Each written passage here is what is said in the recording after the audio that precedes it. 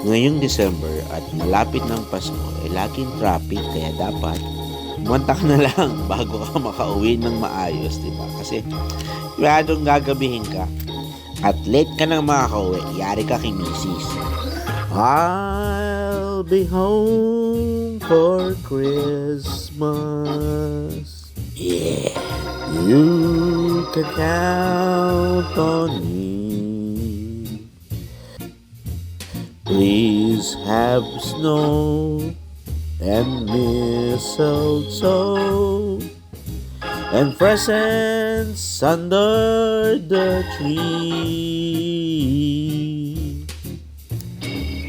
Christmas Eve will find me where the love's likely.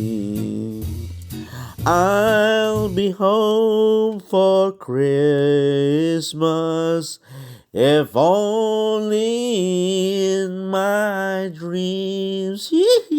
You know. Kaso traffic pa rin. Nasa kalsada pa rin ako. Stay safe.